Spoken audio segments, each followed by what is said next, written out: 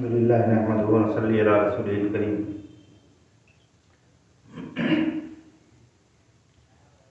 یہ تیسرا مکتوب ہے مکتوبات صدی کا، جس کا عنوان ہے دشمن کے خوش کرنے کے بیان میں، جس کو عام طور پر یہ کہا جائے کہ دشمن کو راضی کرنے کے بیان میں۔ کسی کو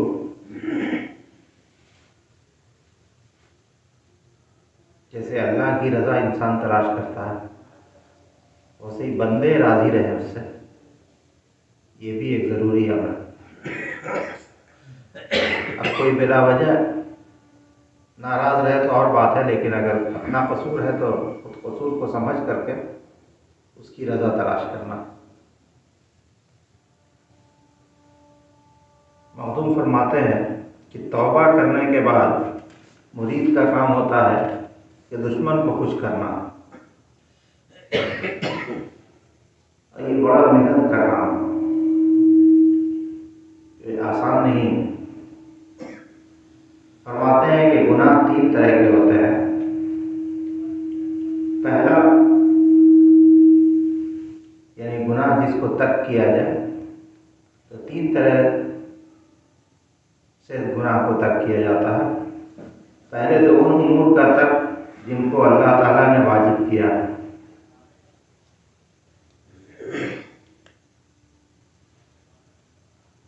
کہ جو واجب ہے، جو فرض ہے، واجب بمانے فرض، جو فرض ہے اس کو ترک کر دیا، یا جو حرام ہے اس کو کر لیا۔ تو جو واجب ہے، جو فرض ہے اس کو ترک کیا، جیسے نماز، روزہ، حج، زکوٰۃ، یہ اللہ کی طرف سے فرض ہے، اس کو ترک کر دیا۔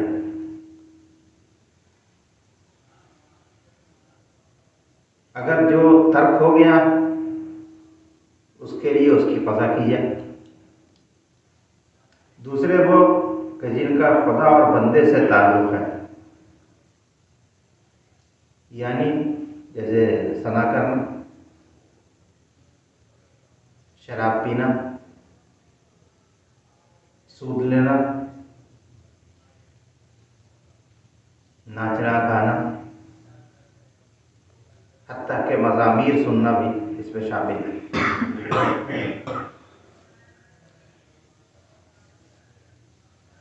یعنی باجا بجانا اور باجا سننا۔ اس کا تعلق بندے سے ہے اور خدا سے ہے، یعنی اس میں بندہ بھی انوالو ہوتا ہے، خدا کے احکام بھی انوالو ہوتا ہے۔ پھر کہتے ہیں کہ ان گناہوں سے تائب ہونے کی صورت یہی ہے کہ اعتراف ندامت کے ساتھ، یہ ندامت کے ساتھ اس گناہ کا اعتراف کر کے اللہ کے حضور میں توبہ کر لیا جائے کہ آئندہ یہ گناہ نہ کریں گے۔ اور تیسرا یہ ہے کہ حق العباد، یہ حق العباد بڑا سخت ہے مسئلہ، حق العباد کا۔ دیکھیے، حق العباد کا نام لیا مولانا صلاح الدین صاحب حاصل ہے، انہوں نے کتاب لکھی ہے حقوق العباد پہ، بڑی اچھی کتاب لکھی ہے انہوں نے۔ تو حق العباد کہتے ہیں کہ اس کے چند طریقے ہیں: جان و مال، ذاتیات، عورت، باندھی اور دین کے نقصانات، یہ سب۔ اگر تم نے مال کا گناہ کیا، تمہیں اس کی واپسی کی قدرت ہے، تو تم پر واجب ہے کہ اس کو لوٹا دو، یعنی کسی کا مال غصب کر لیا، اگر اس کی ادائیگی سے مجبور ہو تو معافی چاہو اس سے، کہ ہم آپ کا مال نہیں دے سکتے، ہم نے آپ کے ساتھ دھوکہ کیا، مال غصب کر لیا، میرے پاس ہے نہیں۔ اور اگر یہ دونوں صورتیں نہ ہو سکیں، یعنی وہ آدمی بھی اب نہیں ہے جس کا مال غصب کیا، اب اس سے معافی بھی نہیں مانگ سکتے ہیں، تو اس کے نام پر صدقہ کر دو اس رقم کا، اگر یہ بھی نہیں کر سکتے ہو تو اس کی طرف سے نیکیاں کر لو، اس کا ثواب اس کو پہنچا دو۔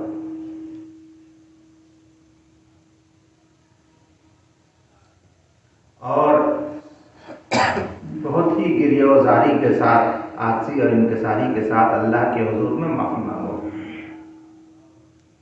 یہاں تک کہ اپنے کرم سے قیامت کے دن تمہارے دشمنوں کو تم سے خوش کر دے گا۔ یعنی اب قیامت کے دن یہ ایک بڑا اہم معاملہ ہے۔ قیامت کے دن حقوق العباد جو ہے وہ جب تک کہ بندہ معاف نہیں کرے گا، اللہ تبارک و تعالیٰ معاف نہیں کرے گا۔ تو اب بندے کی معافی دو صورت سے ہے، یا تو دنیا میں اس کو راضی کر لیا، یا پھر قیامت کے دن وہ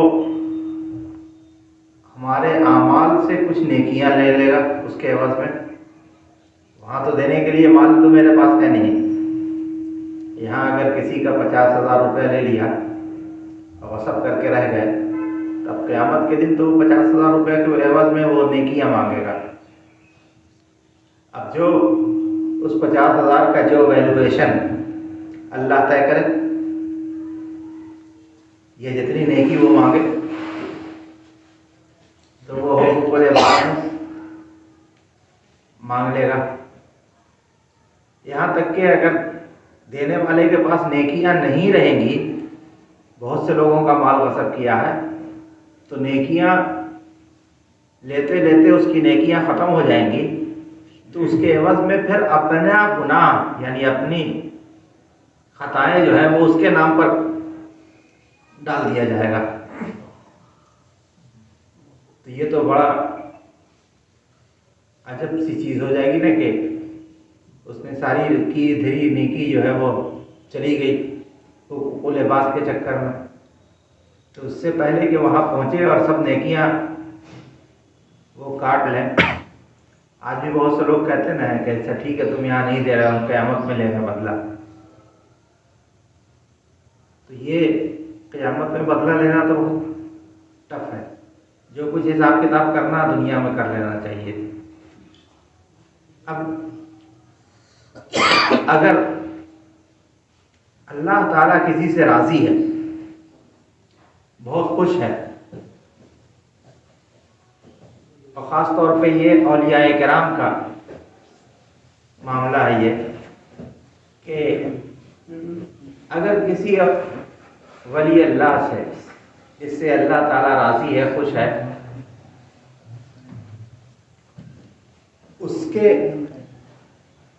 اس نے کسی کا حقوق العباد رہ گیا، اس سے انسان سے غلطی ہو سکتی کبھی بھی کسی سے بھی، تو حقوق العباد اس سے رہ گیا ہے، تو اب وہ تو بزرگ ہے، بڑا ہے، برتر ہے، اب قیامت کے دن تو اس کی نیکی چلی جائے گی تو نام تو اس کا ہے ولی اللہ میں، اس کے پاس بچے گا کیا؟ تو ایسی صورت میں کہا گیا ہے یہ کہ جو اللہ کے مخصوص بندے ہوں گے، ان کے پاس اگر حقوق العباد کسی کا رہ گیا ہے تو اللہ تبارک و تعالیٰ اپنی طرف سے اس کو ادا کر دے گا، اور اس سے کہے گا کہ تم جتنے میں راضی ہو جاتے ہو ہم اس کی طرف سے تم کو نیکیاں دے دیتے ہیں، اس کو بغیر کم کیے ہوئے۔ اور اپنے ولی کو، اپنے نیک بندوں کو اس میں سے کچھ بھی کم نہیں ہونے دے گا، اگر غلطی سے رہ گیا تھا اور جان بوجھ کر کے رکھ لیا کہ اللہ کے ہاں سے اللہ سے کہیں گے تم میرے بدلے میں دے دے، پہلے ہی سے نیت خراب ہے تو پھر اور بات ہے۔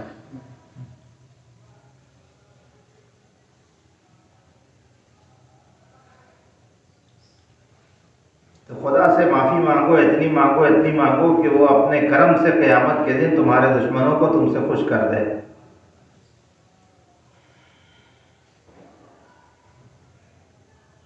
اگر تم نے کسی کی جان لے لی ہے تو اس کے اقربا سے کہہ دو یا تو تم سے وہ قصاص لے یا تمہیں معاف کر دیں۔ اگر یہ ناممکن ہو تو تضرع و زاری کے ساتھ خدا کی طرف رجوع کرو کہ قیامت میں تمہارے دشمنوں کو تم سے خوش کر دے۔ اگر تم نے ذاتیات کے نقصان پہنچائے ہیں، کسی کی غیبت کی، تہمت کی، گالیاں بکیں، تو یہ لازم ہے کہ اس سے جا کر کہو بھائی ہم نے تمہاری طرف جھوٹی باتیں لگائی ہیں، ہمیں معاف کر دو۔ اگر کسی کی غیبت کی ہے، کسی کی برائی کی ہے، تو صحیح بات تو یہ ہے کہ اس سے کہہ دینا چاہیے کہ ہم نے آپ کی غیبت کی اور ہم نے آپ کی برائی کی، آپ ہم کو معاف کر دیجیے۔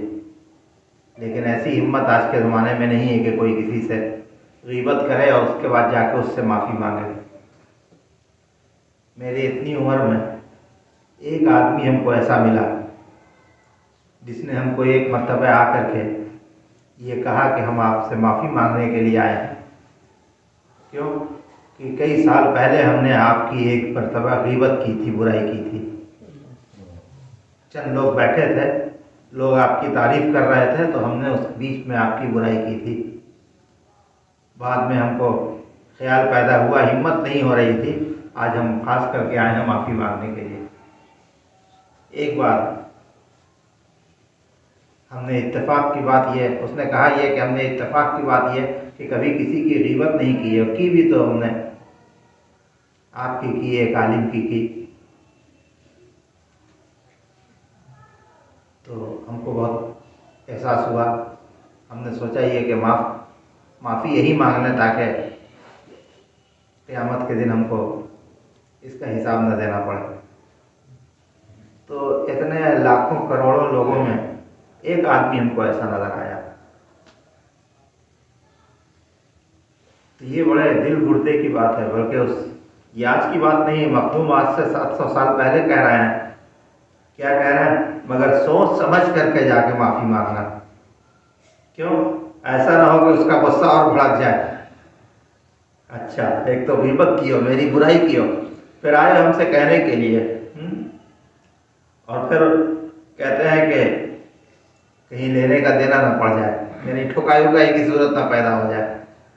اس لیے سوچ کر کے آدمی کیسا ہے، ہم جا کر کے اس سے معافی مانگیں گے، کہیں ایسا نہ ہے کہ وہ بھڑک کر کے ہم کو اور ٹھوک ٹھاک نہ دے۔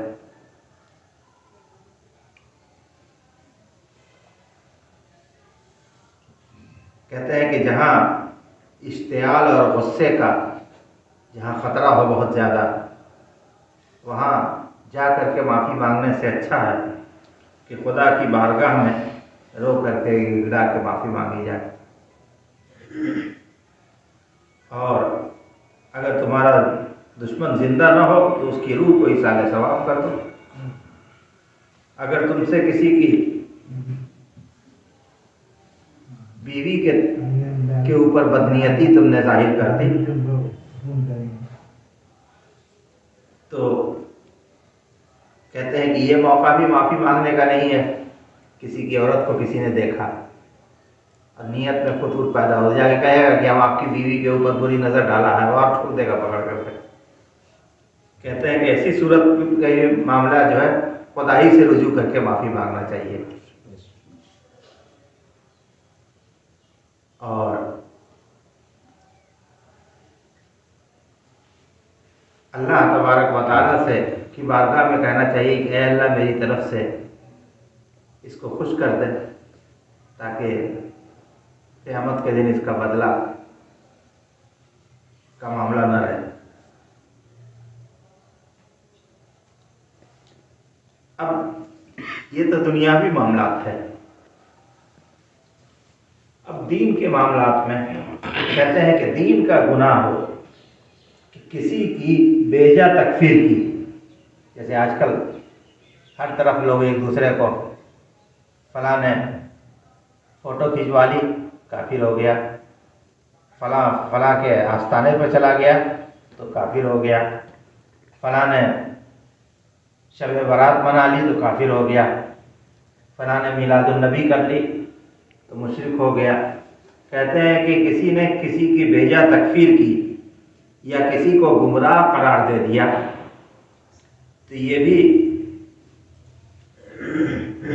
کہتے ہیں کہ کہ یہ بھی سخت دشوار ہے کہ تمہیں چاہیے کہ حتی الامکان اس شخص سے اپنی دروغ بیانی کا اظہار کر کے معافی مانگے، اور اگر یہ ناممکن ہو تو نادم ہو کر کے خدا کی بارگاہ میں سر جھکا کر کے اور اللہ سے کہو کہ اللہ اس کو خوش کر دے میری طرف سے، وہ راضی ہو جائے اور ہمیں معاف کر دے۔ کہتے ہیں کہ الغرض جیسے اور جس طرح بھی ممکن ہو دشمن کو خوش اور راضی کر لینا چاہیے۔ اگر ایسا ممکن نہ ہو تو تضرع اور زاری کے ساتھ بارگاہ خداوندی کی طرف رجوع کرے تاکہ قیامت کے دن دشمن رضامند اور خوش ہو جائے۔ اور اللہ تبارک و تعالیٰ جب بندے کی صداقت دیکھتا ہے تو اپنی رحمت سے دشمن کو راضی کر دیتا ہے۔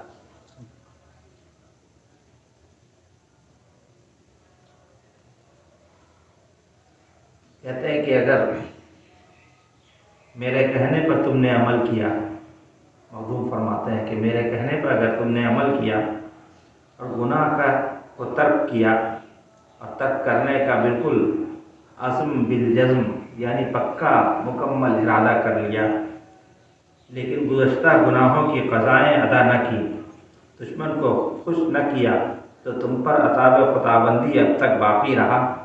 ذرا خبردار رہنا کہ یہ گھاٹی بڑی سخت، کٹھن اور نہایت خطرناک ہے۔ کہتے ہیں کہ خواجہ ابو اسحاق اصفہانی رحمۃ اللہ علیہ بڑے صاحب علم تھے۔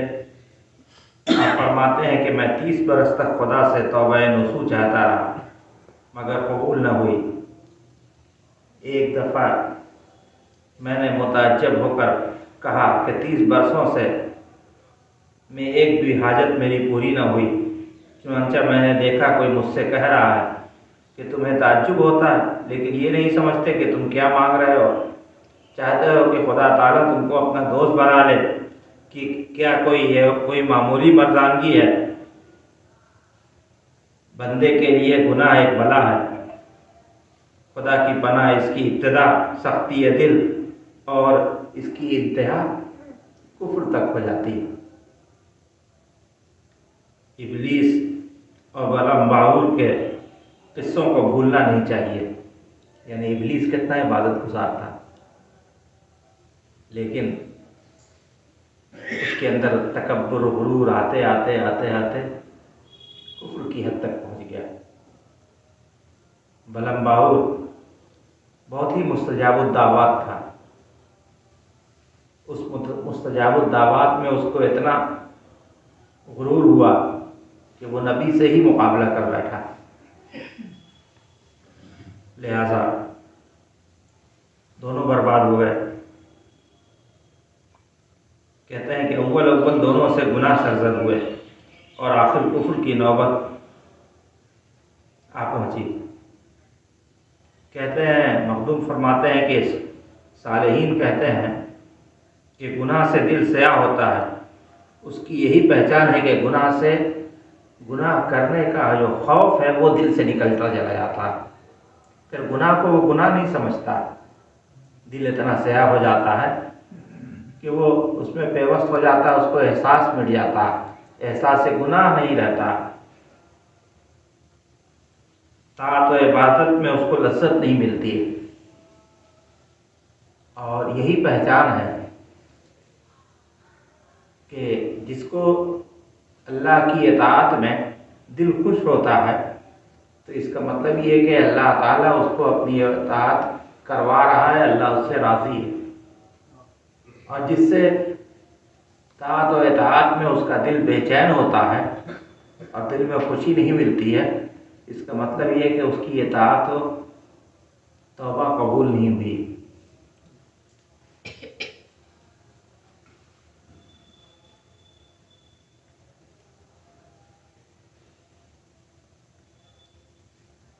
کہتے ہیں کہ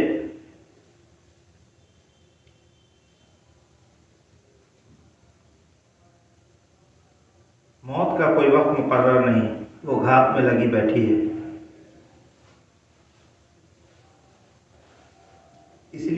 वक्त मौका मिले उस वक्त तौबा कर लेना चाहिए। इंतज़ार नहीं, जैसे बहुत से लोग कहते हैं ना कि अभी हमको फला काम करना है उसके बाद तौबा करेंगे, फला काम कर लें उसके बाद तौबा कर लेंगे, अभी तो और भी बहुत सा लंथन करना है तौबा कर लेंगे। तो मौत का कोई वक्त मुकर्रर नहीं है, कब आ जाए। लिहाजा बार बार तौबा की जाए, चाहे वो तौबा टूट ही क्यों ना जाए, लेकिन तौबा बार बार की जाए, ताकि अगर उस तौबा के बाद मौत आ जाए तो कम से कम तौबा किया हुआ रहेगा। और दिल से ये कहो कि मुमकिन है कि गुनाह से पेशतर ही मुझे मौत आला पहुँचे। इस तरह हर बार जब गुनाह सरजद हो तो तौबा करते चले जाओ। क्या तुमसे ये नहीं हो सकता कि जितनी ताकत गुनाह करने में सर्फ करते हो उतनी ही हिम्मत तौबा करने में भी लगाओ?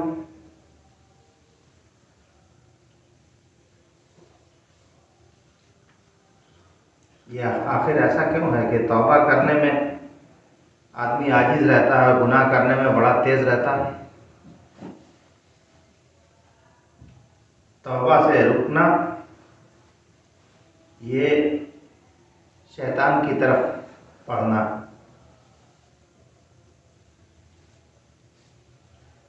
और अगर पहले ही से ये सोच नहीं लिया कि हम गुनाह से बाज ही नहीं आएंगे, और जबकि तौबा पर साबित कदमी नहीं तो तौबा किस काम की आएगी, ऐसी तौबा का हासिल ही क्या है। ये सब शैतानी चकमे हैं, यानी शैतान पर लगाता है। तौबा कर लोगे फिर कहीं तुमने गुनाह हो गया तब क्या करोगे, इसलिए करवे नहीं करो, ये शैतान बहकाता है। तो इस तौर पे दुश्मन को राज़ी करने का ये मसला, इसमें और भी बातें आगे आएंगी, क्योंकि ये मकतूब थोड़ा तवील है, इसलिए इसको 2 हिस्से में करके फिर बाकी हिस्सा इंशाअल्लाह ताला अगले हफ्ते बयान किया जाएगा। वाखिर दावाना अल्हम्दुलिल्लाहि रब्बिल आलमीन।